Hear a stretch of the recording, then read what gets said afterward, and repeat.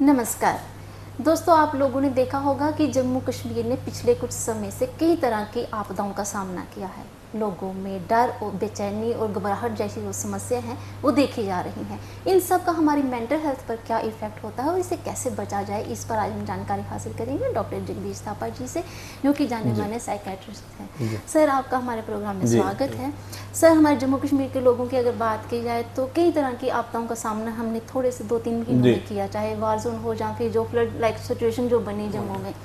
तो सर, जो डर, बेचैनी और एंजाइटी लोगों में है कि आगे भी बारिश ना आ जाए, फ्लड ना आ जाए, तो इन सब का हमारी मेंटल हेल्थ पर क्या इफेक्ट होता है सर? देखिए, ये जो है इसको हम PTSD कहते हैं। इसका मतलब पोस्ट ट्रॉमेटिक स्ट्रेस डिसऑर्डर।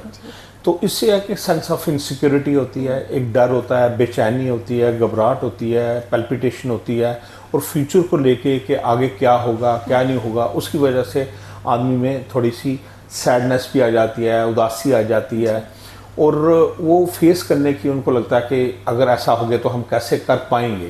तो उसकी वजह से नींद में डिस्टर्बेंस आ जाती है, खाने में भी डिस्टर्बेंस आती है, तो इरिटेशन भी हो जाती है। तो यूजली ये देखा गया है कि जैसे कोई हम टीवी में देखते हैं, या जैसे अपने साथ भी कई लोगों में फ्लड में कितनी हुआ है, कितना ज़्यादा नुकसान हुआ है, उसकी वजह से जब हम सोते हैं, ज़्यादा लोगों में ये मैंने देखा है, जब हम सोते हैं उसके फ्लैशबैक आते हैं उनको। तो जब फ्लैशबैक आते हैं तो वो नींद खुल जाती है। जब नींद खुल जाती है पूरी तरह वो सो नहीं पाते, तो दूसरे दिन उनकी इरिटेशन हो जाती है, घबराहट होती है, और सेंस ऑफ इनसिक्योरिटी जो है, मैं सोचता हूँ PTS में बहुत ज़्यादा होती है।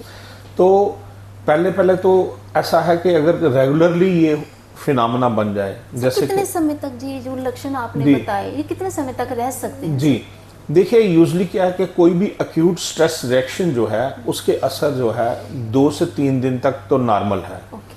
कोई भी किसी के साथ भी कोई ऐसा स्ट्रेस हो जाता है, ऐसा वाक़या हो जाता है, तो हर इंसान के इमोशंस होते हैं, वो डिस्टर्ब होते हैं इमोशंस, बेचैनी भी होती है, डर भी लगता है, इनसिक्योरिटी भी आती है।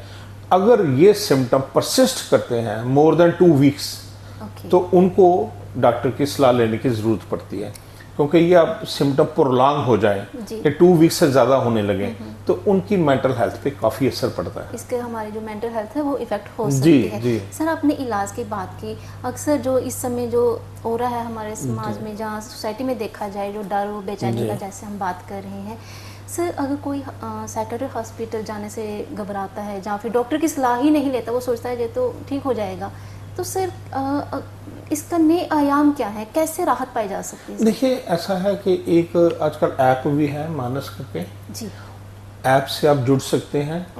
ऑनलाइन काउंसलिंग अवेलेबल है, ऑनलाइन डॉक्टर्स के सलाह ले सकते हैं। अगर वो हॉस्पिटल नहीं जाना चाहते, आजकल ऑनलाइन फैसिलिटीज़ अवेलेबल हैं, तो एक ऐप के थ्रू भी वो ले सकते हैं। ऑनलाइन फैसिलिटी देख के कौन से डॉक्टर से बात करनी है, ऑनलाइन कंसल्टेशन ले सकते हैं, और इसमें ज़्यादा काउंसलिंग का भी सा रोल रहता है। काउंसलिंग ले सकते हैं, और अगर ज़रूरत पड़ने पे उनको मेडिसिन भी देती है। तो ये कॉग्निटिव बिहेवियर थेरेपी होती है। और जैसे कहा गया कि जैसे बहुत ज़्यादा कोई बेचैन हो जाता है, उसको डीप ब्रीदिंग एक्सरसाइज करनी चाहिए।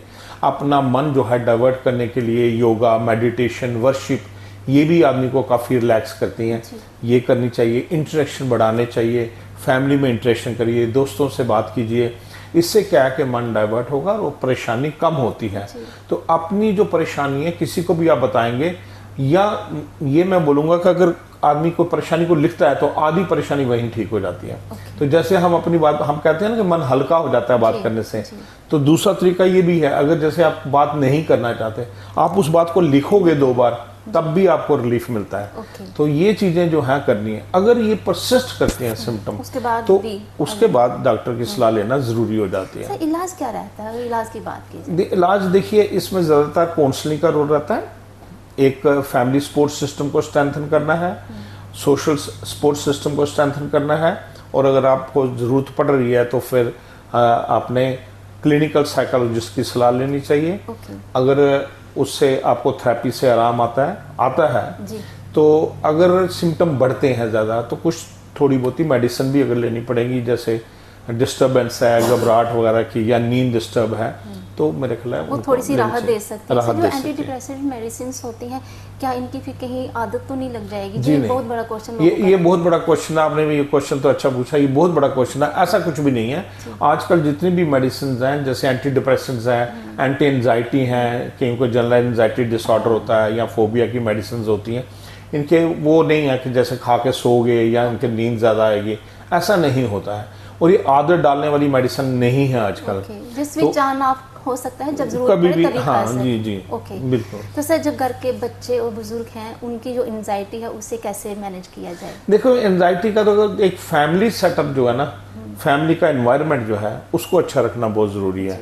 देखो, सबसे हमारा जो सोसाइटी है, सबसे पहले हम फैमिली से चलते हैं, तो फैमिली इज द फर्स्ट एक दूसरे को इंटरेक्शन बढ़ाना है, समझाने की जरूरत है, जागरूकता लाने की जरूरत है कि जी आपदाएं जो आती हैं आती रहती हैं, ये आती हैं, पहले भी हुआ है, फिर भी ठीक हो जाता है। कोई भी चीज होती है, अगर बहुत ज्यादा किसी को स्ट्रेस हो रहा है तो उनको ये बुजुर्ग बता सकते हैं कि ये पहले भी ऐसा हुआ है, तो पहले भी हम ठीक हो गए, तो अब भी ठीक हो गए, तो ऐसे कर सकते हैं।